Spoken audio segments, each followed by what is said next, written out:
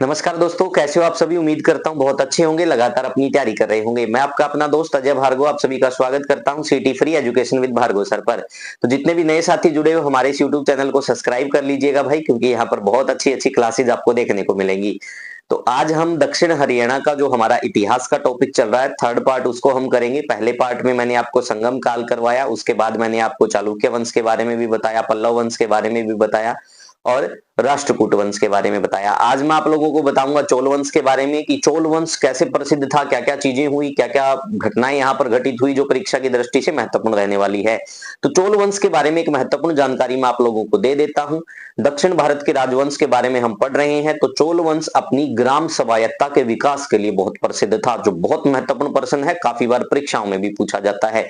तो चोल वंश के बारे में इतिहासकार बताते हैं कि दूसरी से तीसरी शताब्दी में इसका उदय हो गया था, लेकिन कोई ऐतिहासिक प्रमाण या फिर ऐसा कोई प्रमाणिक साक्ष्य ना मिलने के कारण हम इसको क्या मानते हैं कि इसका जो उद्भव है वो लगभग 9वीं से 12वीं शताब्दी के मध्य हुआ। तो उसी क्रम के हिसाब से हम पढ़ेंगे। तो देखिएगा यहाँ पर चोल वंश के बारे में जानकारी अशोक के शिलालेखों तथा मेगस्थनीज की पुस्तक जो इंडिका, मेगस्थनीज वही है जो चंद्रगुप्त मौर्य के शासनकाल में आया था, सेल्यूकस निकेटर का राजदूत था। तो इन्होंने 9वीं से 12वीं शताब्दी तक क्या किया, तमिलनाडु, आंध्र प्रदेश एवं कर्नाटक पर शासन किया। ये जानकारी हमें कहां से मिलती है, अशोक के शिलालेख एवं मैगस्थनीज की पुस्तक इंडिका से। उसके बाद देखेंगे तंजौर चित्रकला की उत्पत्ति, लुप्त मोम तकनीकी का प्रयोग, ग्राम पंचायत का विकास या फिर ग्राम स्वायत्ता का विकास चोल वंश की देन है। तो उस समय बताते हैं कि उस समय भी ग्राम सभा वर्ड यूज होता था गांव के लिए। तो बहुत ही महत्वपूर्ण एक प्रकार से कह सकते हैं ये खोज है कि उस समय ग्राम स्वायत्ता का विकास हुआ था। तो आपसे पूछा जा सकता है कि चोल वंश किसके लिए प्रसिद्ध था, तो चोल वंश ग्राम स्वायत्ता के विकास के लिए प्रसिद्ध था। इसके अतिरिक्त हम ये भी कह सकते उस समय व्यापार का भी प्रचलन हुआ करता था, और प्राचीन समय में जो व्यापारियों का समूह होता था या उसके निगम को, ठीक है, व्यापारियों के निगम को मणिग्राम के नाम से भी बोला जाता था। तो ऐसा विभिन्न परीक्षाओं में पूछा गया है कि प्राचीन काल में व्यापारियों का निगम क्या कहलाता था, मणिग्राम। तो चलो भाई इससे आगे हम देखते हैं आगे क्या कुछ रहने वाला है। तो नेक्स्ट बिंदु में हम जानेंगे, देखो नटराज की प्रसिद्ध कांस्य मूर्ति चोल युग की स्थापत्यों का विश्व में सर्वश्रेष्ठ प्रतिमा माना जाता है। तो नटराज की मूर्ति और किसकी, कांस्य की। तो मोस्ट इंपोर्टेंट फैक्ट है ये, चोल वंश की विशेषता हुआ करती थी।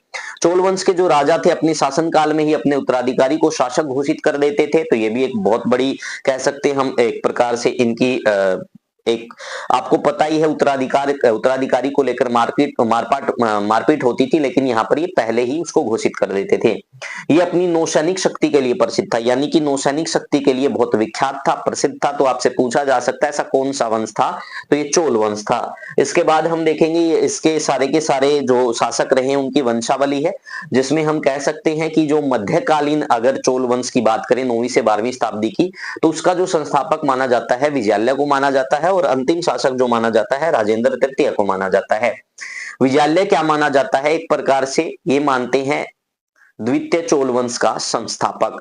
ठीक है भाई, आपको अब मैं बताऊंगा क्या चीजें रहने वाली, क्योंकि प्रथम के बारे में हमें ज्यादा जानकारी नहीं मिलती। चोल साम्राज्य का संस्थापक विजयालय, इसका टाइम पीरियड था 850 ईस्वी से 875 ईस्वी। इसने नरकेसरी की उपाधि धारण की। बहुत सारे इतिहासकार इनको चोल साम्राज्य का द्वितीय संस्थापक मानते हैं। मैंने आपको ये बात पहले बताई थी। ये पल्लवों के सामंत हुआ करते थे। तो आपसे पूछा जा सकता है कि चोल किसके सामंत थे, पल्लवों के सामंत थे, क्योंकि विजयालय पल्लवों का सामंत था। इसने क्या किया, विजयालय ने पांड्य शासकों से तंजौर को छीनकर, तंजौर यानी कि तंजावुर भी हम इसको कह सकते हैं, इसको राजधानी बनाया, ऐसा बताते हैं बहुत सारे इतिहासकार। उरियूर क्या था, इससे पहले इसकी राजधानी रहा था चोल वंश की। उसके बाद में विजयालय ने निशुंबा सुदनी नामक मंदिर बनवाया या फिर देवी दुर्गा का मंदिर बनवाया, ऐसा हम कह सकते हैं। इसके बाद इसका उत्तराधिकारी हुआ आदित्य प्रथम, जो 875 से 907 ईस्वी तक क्या रहा, शासक रहा। ये विजयालय का उत्तराधिकारी था। अपराजित वर्मन जो पल्लव शासक था को हराकर इसने क्या किया, चोल शासक स्वतंत्र शासक घोषित किया, खुद को क्या किया था, स्वतंत्र शासक घोषित किया था। तो ये सारी बातें आपसे पूछी जा सकती हैं। उपाधि इसकी कोंडदराय थी, तो ये भी आपसे पूछ सकते हैं। चलो भाई आगे पढ़े, इससे अलग देखते हैं क्या कुछ रहने वाला है।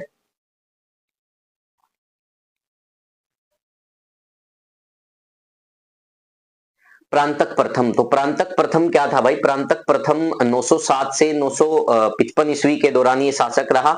इसकी जानकारी हमें उत्तर मेरुरु के अभिलेख से मिलती है जो परांतक प्रथम का है। उपाधि इसने मदुरै कोंड की उपाधि धारण की। दरबार में इसके वेंकट माधव था जो ऋग्वेद का टीकाकार माना जाता है। तकोलम का युद्ध 949 ईस्वी में हुआ। इसमें राष्ट्रकूट शासक कृष्ण तृतीय ने क्या किया था भाई, एक प्रकार से प्रांतक प्रथम को हरा दिया था। तो इसमें कृष्ण तृतीय से हार हुई। किसकी हार हुई? प्रांतक प्रथम की हार हुई। राजराज प्रथम ये पहला महान शासक माना जाता है चोल वंश का। इसका टाइम पीरियड 985 से 1014 ईस्वी है। अन्य नाम इसका अरिमोली वर्मन था। शैव धर्म का अनुयायी था क्योंकि शिवपाद शेखर की उपाधि धारण की। इसने क्या किया? वृद्धेश्वर या फिर राजेश्वर मंदिर का निर्माण करवाया। ये वाली जो खोज है मोस्ट इंपोर्टेंट है। एक तकोलम का युद्ध आपसे पूछ सकते हैं काफी बार। परांतक की हार हुई थी। इसमें क्या हुआ था? परांतक की हार। ठीक है भाई।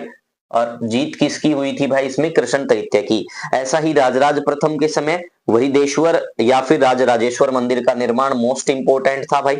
इसने क्या किया? श्रीलंका के शासक महेंद्र पंचम को हराया और अनुराधपुर वहां पर होता था उसको नष्ट करके पोलनपुरा को राजधानी बनाया और उसका नाम रख दिया जगन्नाथ मंगलम।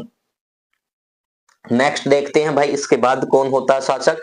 तो इसके बाद राजेंद्र प्रथम शासक बनता है जो 1014 से 1044 ईस्वी तक रहा। तिरुवालगाड़ू एवं करंदई अभिलेख के अनुसार संपूर्ण श्रीलंका यानी सिलोन या फिर सिंहल को जीता या फिर उत्तरी श्रीलंका को जीता भाई। इन्होंने बंगाल की खाड़ी को चोल झील का स्वरूप प्रदान किया था। चोल गंगम वृद्ध झील बनवाई ऐसा हम कह सकते हैं। इन्होंने गंगेकोड चोलपुरम यानी कि गंगा चोल को जीतने वाला या विजेता की उपाधि धारण की। इसी नाम से राजधानी बनवाई और यहाँ एक भव्य मंदिर का निर्माण करवाया था। इनको पंडित चोल के नाम से भी जाना जाता था। महत्वपूर्ण विजय क्या हो गई इनकी? कदारम विजय भाई। तो ये किसके बारे में था? राजेंद्र प्रथम के बारे में। और ये वाला फैक्ट काफी बार परीक्षा में पूछा जाता भाई, नोट कर लेना। ये वाला फैक्ट बहुत बार परीक्षा में पूछते हैं। उसके बाद नेक्स्ट देखेंगे राजाधिराज प्रथम बनते हैं तो ये इनका टाइम पीरियड था। फिर द्वितीय बनते राजेंद्र द्वितीय, ये इनका टाइम पीरियड था। लेकिन कोई ऐसी खास बात यहाँ हमें नहीं देखने को मिलती जो परीक्षा की दृष्टि से महत्वपूर्ण हो। फिर कुलोत्तंग प्रथम शासक बनते हैं। इनका उपनाम क्या था? सुंगम तरवित, क्योंकि इन्होंने करों को क्या किया था? समाप्त किया था।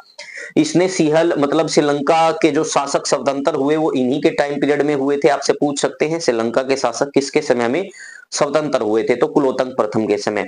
इसने सिंहल राजकुमार यानी श्रीलंका के राजकुमार के साथ अपनी पुत्री का विवाह किया और 1077 में 72 व्यापारियों का दूत मंडल चीन भेजा। और अंतिम शासक जो चोल वंश का था वो राजेंद्र तृतीय था।